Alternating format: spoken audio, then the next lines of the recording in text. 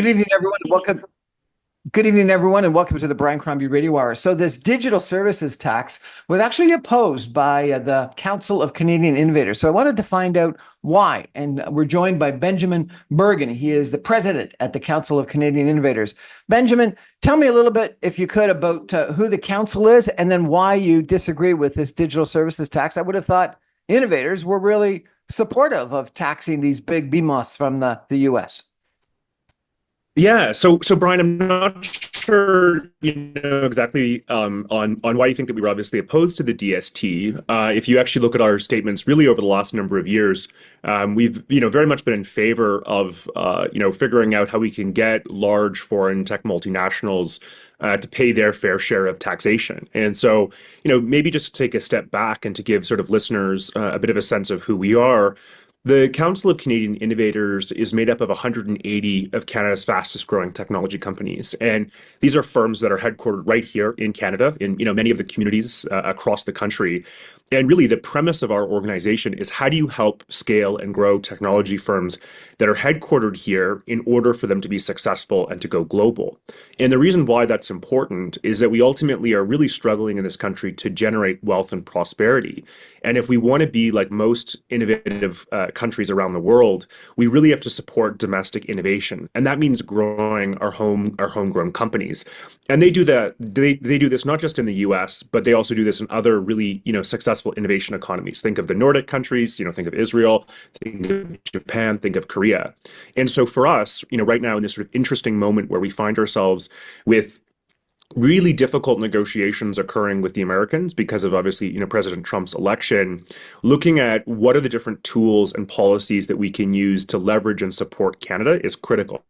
So when we look at something like the DST, the reason why we were in favor of a policy similar to it or something like it is that if you look at the large foreign tech firms, they don't have to pay taxes on revenue the same way that domestic firms here in Canada do, meaning that they overwhelmingly have a sort of an advantage in terms of how our taxation system is structured.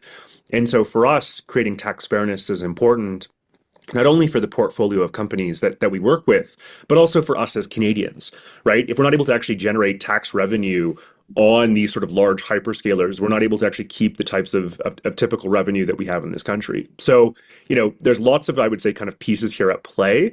But overall, obviously the government last night coming out and saying that they will rescind the taxation in order to continue trade negotiations with the US is ultimately a decision that the Carney government decided to make, and one that, we're really siding on with that they know best in terms of how to continue these negotiations. What do you think the Canadian government should do to help companies that are technology companies, startups, small companies in Canada? Yeah. So look, this is like a complex piece in terms of kind of looking at it, but in its most simplistic form, what I would say is put domestic technology firms at the center of your industrial policy. So when you look at, let's say, something like, government support for innovation policy, whether that be through sort of its myriad of different programs, is that money going to domestic firms, or is it going to support, foreign multinationals building branch plants here? So let's take something, like an example, like the Southwestern Ontario auto agreements that recently have been signed in the electric vehicle space. Here we have governments committing, billions of dollars to support, the building of plants, but not really actually putting domestic firms at the center of it. So for us, looking at how innovation dollars are spent and how those are being allocated matter. But the biggest driver that our governments can actually commit to is very much around procurement. So in Canada, our governments right across the board, whether it be provincial, federal, or even municipal, struggle to buy domestic innovation and technology. And one of the things that we've called for at the Council of Canadian Innovators for years is how do we build procurement strategies that support domestic firms actually being procured by our governments? And any innovator will tell you that they would much rather have a purchase order than they would, a grant, a subsidy, or any other type of, incentive. For them, actually being procured by their government is not only, a valid maker in terms of determining that the good and product that they create is warranted, but it also creates that purchase order which they can go out and use to raise more money, and to begin to sort of build and scale their firm. We're going to be ramping up our investments in defense as we meet our commitments to spend what used to be 2, I now think it's 3.5, if not 5% of GDP on military expenditures. Is that an opportunity for procurement of Canadian innovation? Yeah, so very much so. So looking at how we actually meet our NATO commitments, whether they be that, that 3%, that 5%, that 2%, depending on, where things ultimately land, in essence means that billions of dollars will be spent on defense, or let's call it dual purpose technology, right? So there's often, an opportunity to find decent solutions meet, so let's say defense commitments around NATO, but also other purposes as well. And so for us at the council, what we're really advocating for is that the government looks at what are the actual capabilities and technologies that we have in this country, and then how do you actually procure those solutions? Because fundamentally, you're able to build a successful industrial policy that actually puts domestic firms at the center of it. And if we're able to, let's say, build in, areas like, let's say, semiconductor capacity, sovereign cloud capacity, all tools which are really infrastructure in order to, mount defense technologies. Not only are you able to provide those solutions and opportunities for Canadian firms, but then you also then provide goods and services that can be sold around the world. So as we're looking to meet, our NATO commitments, as we look to, further strengthen our relationship with Europe, how are we making and picking some opportunities for us as a country to be world leaders, and then to actually support those firms here building them, and then help them sell them globally, so that we're able to create, an industrial policy that actually scales and grows businesses, rather than us just being the purchaser of, let's say, defense technology from other jurisdictions. Some people think you need to have sort of a national champion, whether it be, the example of Nokia or something like that. And that we had it maybe 2 decades ago with BlackBerry and Northern Telecom. Do we need the government to help us have these national champions that can end up creating sort of an ecosystem of other innovation companies? Yeah, so look, the work that we do at the council is very much looking at how do you build a successful innovation economy. And if you look at, countries like Korea or the Nordics, you mentioned obviously, Nokia, but, in essence, getting government to support those sectors through, let's say, access to capital, access to talent. So how are we marshaling things like education and immigration policy, access to, government procurement. And then, the fourth bucket, which we look at, is really around things like standards and regulations, aligning government policy to be supportive of those industries is how you help build a successful innovation economy. So, I'm not going to sit here and say which firm it should be, but definitely we should be using our public policy levers to help grow technology firms so that we can have some global champions, which are world leaders and are really able to compete in a 21st century economy.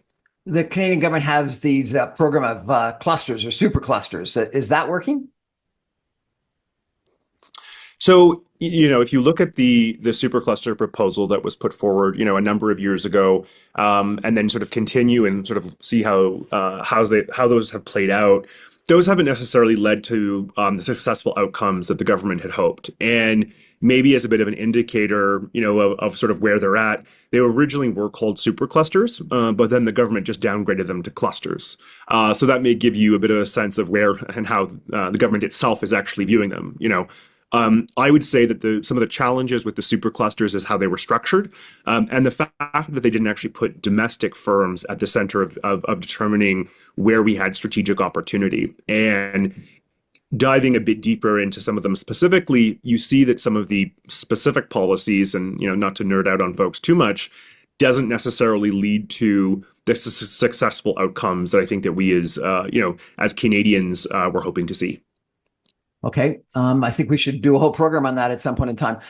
Some Yeah. people think that Canada is really good at birthing interesting innovation technology companies, but we're lousy at growing them. And it may be the challenge of our stock market that you got to go to the Nasdaq or the NYSE to attract the big money, or you got to go to Silicon Valley to attract the venture capital money, and or it's just it's Canadians are less risk prone. They're more risk averse and they just want to invest in real estate.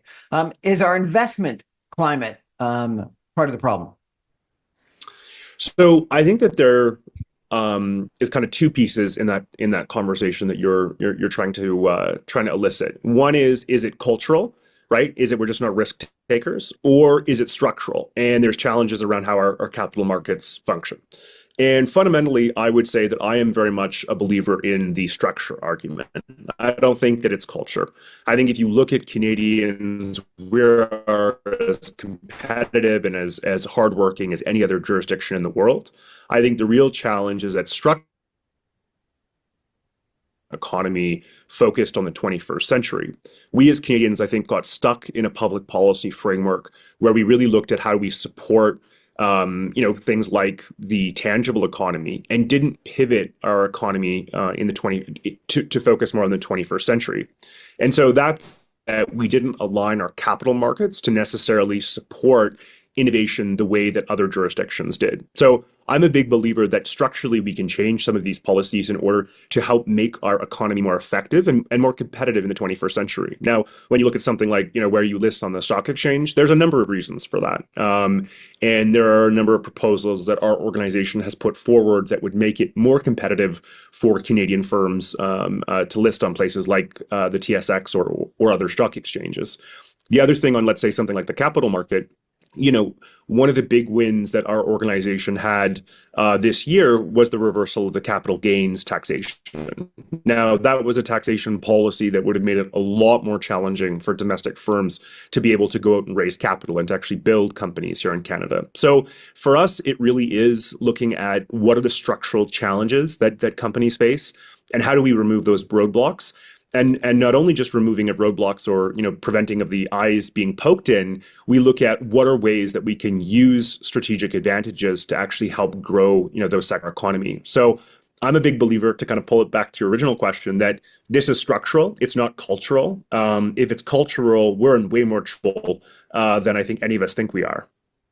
I read this report that something like 57% of all the venture capital companies in Silicon Valley were actually launched by, or at least co-founded by, people that were in the United States on student visas or exchange visitor visas. With the current attitude in the United States toward immigration and kicking out people on student visas, et cetera, is that an opportunity for Canada? Should we be increasing our immigration of high quality entrepreneurial people rather than the limits that we're putting on right now?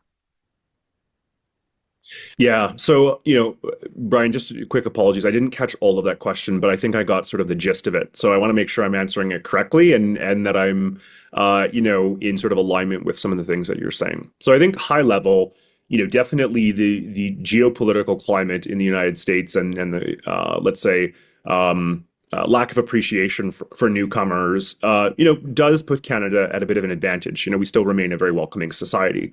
But what I would say is that our industrial policy should not be reliant on what is occurring south of the border as it pertains to immigration. And so, Donald Trump does not make an innovation strategy for Canada, is what I would just sort of say point blank about that.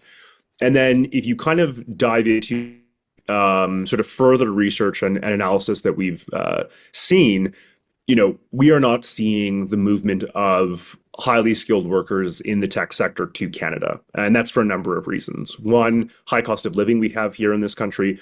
Two, the actual job opportunities and ability to raise capital. And so I think that there's definitely, some headwinds going in our direction, but there's also some real challenges. And so I think it would be naive for us to think that all that is sort of required is us to sort of open up our pathways for new folks to come here, and that will then lead to that. We haven't seen that in the data so far, And I think, we've got to continue to build structures that make us the most desirable place to build and grow and scale technology companies. And then we'll actually begin to see real turn of folks coming here. Now, my apologies. I do actually have to begin. I do have to go. We've kind of hit the 15-minute mark, and I gotta head out. So, Really appreciate you joining apologies us. we couldn't get When into you're this, back, any deeper, and when you're back from your trip, let's have another time. we'll set something up. Thank you very much. Okay. We're going to take a break for some messages and come back with another guest talking about this digital services tax and where we are with funding of technology in Canada. Stay with us, everybody.